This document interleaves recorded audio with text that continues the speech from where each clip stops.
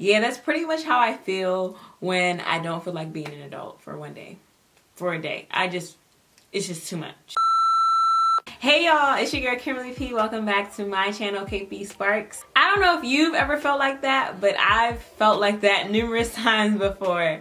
Being someone who works a 9 to 5 and also has a social life and also has a YouTube channel / brand that I'm building up. In addition to that, being highly involved in my church, there are just sometimes that I just don't know how to balance my life. Like, what does that look like? Are you telling me that every week I gotta make food, go to the gym, be excellent at work, catch up with all my friends, be in touch with all my friends, put a mask on my face, make sure I'm oiling my scalp? Like, it's just so much. It's actually a lot. It's actually a lot. I find myself saying, you know, being an adult is a lot, and it is a lot to balance.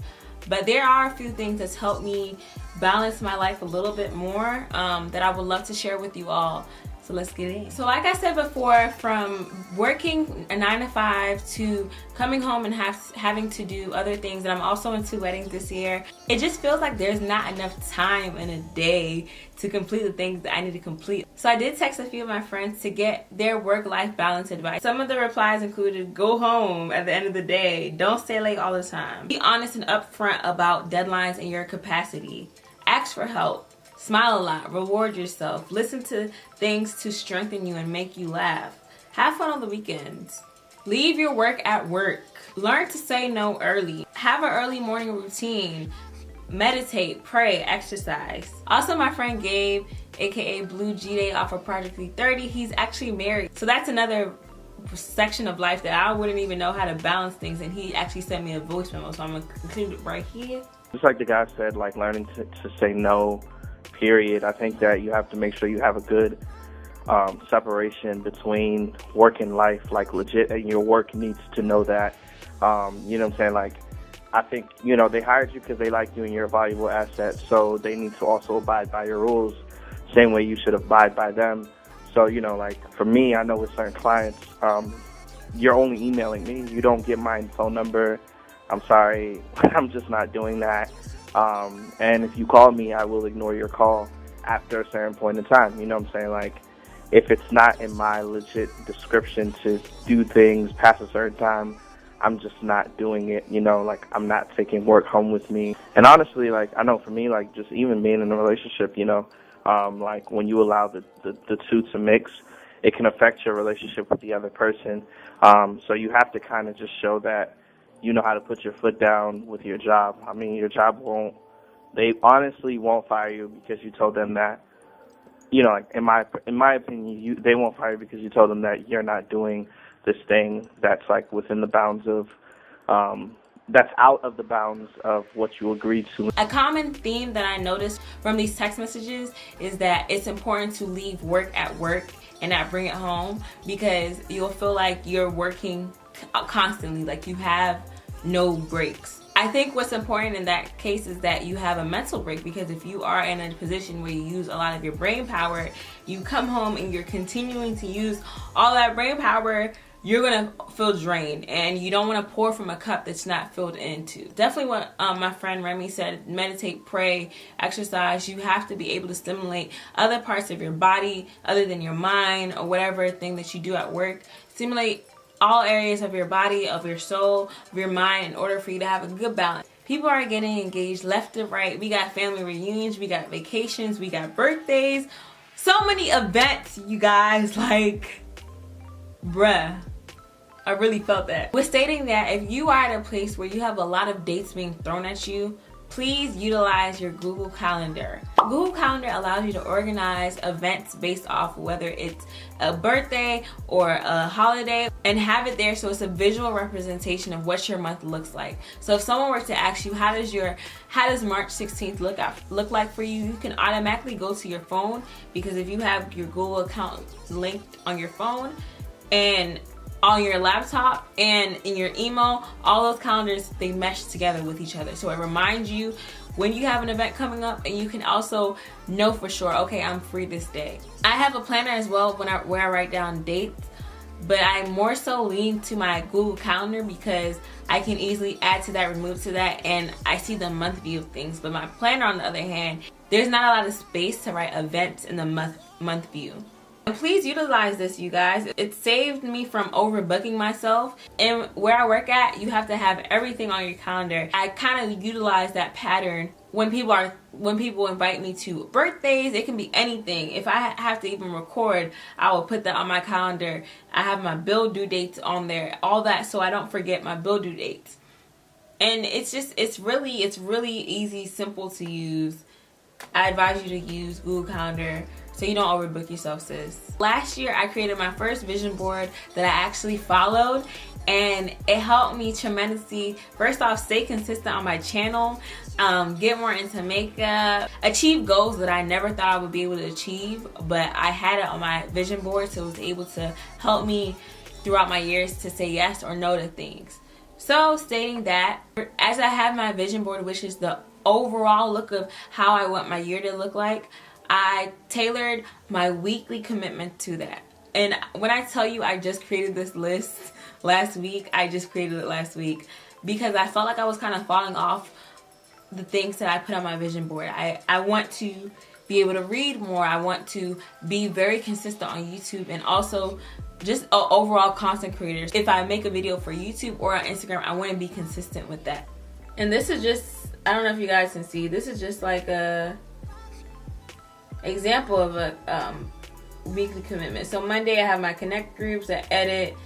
Tuesday, gym, review my budget, clean. I have cleaning on there. I have practicing makeup. I have my recording on it. I have I'm planning something, so I make time to plan for that. I have my weekly commitments on there, so I know what I'm supposed to be, what my Tuesdays are supposed to look like every week, what my Mondays are supposed to look like every week.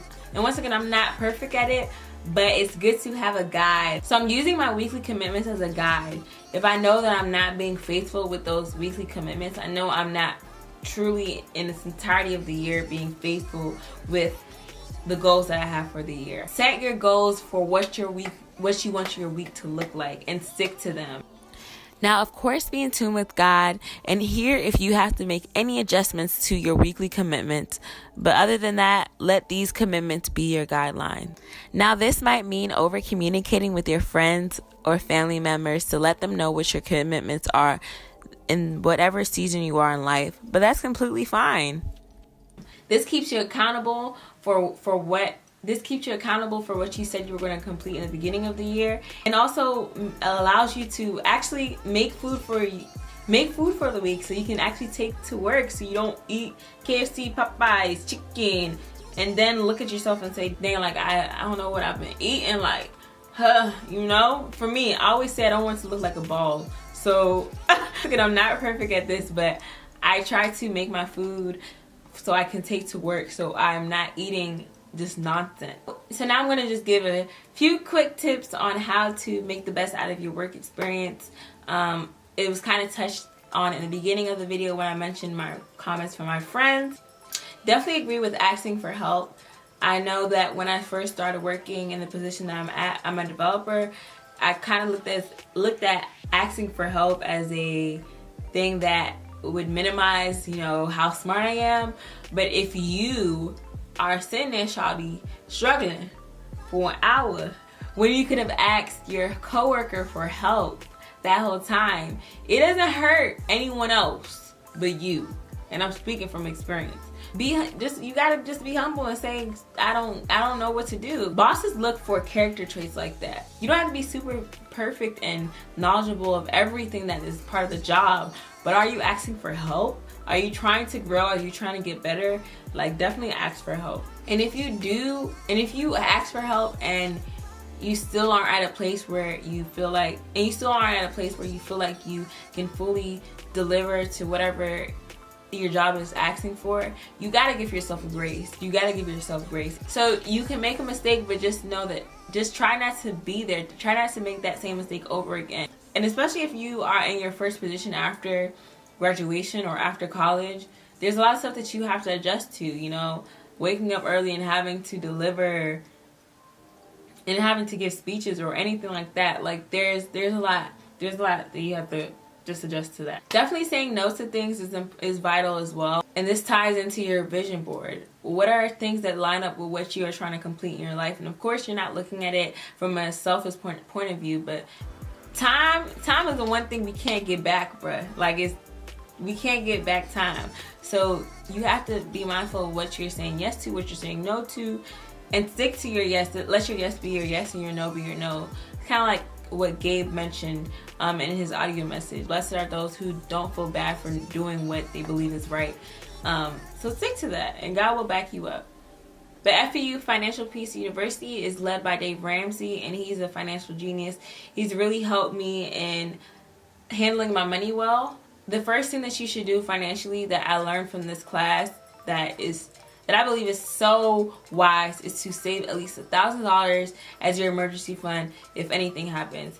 I'm 24, and a lot of times during this time is when you have emergencies that you have to pay for out of your pocket. Your mom and your daddy is not really covering that anymore. If your car breaks down on the highway, you're gonna have to pay for that. You're gonna have to cover that. So attack your savings with money until you save $1,000.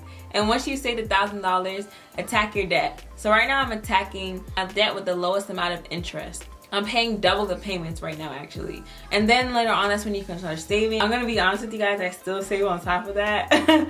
From all these birthday dinners and weddings and events coming up, there are a lot of payments or birthday gifts that you wanna buy. App that I would suggest you using for your financial budgeting, as we are in Adulting 3.0, because it's just a new level, right? Like, it's just a new level of responsibilities. I would suggest using every dollar to have a budget for every month. You can set your fixed amount on what you want to pay for food, what you want to pay for your clothing, what you want to pay for your bills on every dollar. And also that would help you learn how to say no to things if you really cannot go to that or pay for that. Say, for example, you're starting your YouTube channel. You want to build up that gear the gear that you're using for your YouTube channel. One thing that I did, once a month I would buy something new if I needed it. Like, I know I wanted a new setup, so one month I bought a camera, another month I bought lights, and another month I bought a backdrop, another month I bought tripod. Or you can buy these things in bulk and have that as a payment in your every dollar account, but know that you would have to sacrifice things depending on what your budget looks like.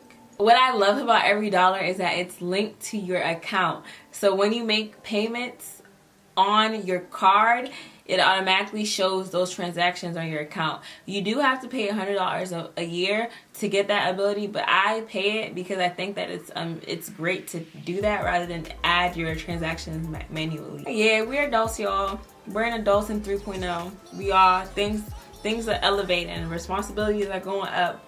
But I believe in you. I believe in you, boo thing. We can do it. We can do it, alright?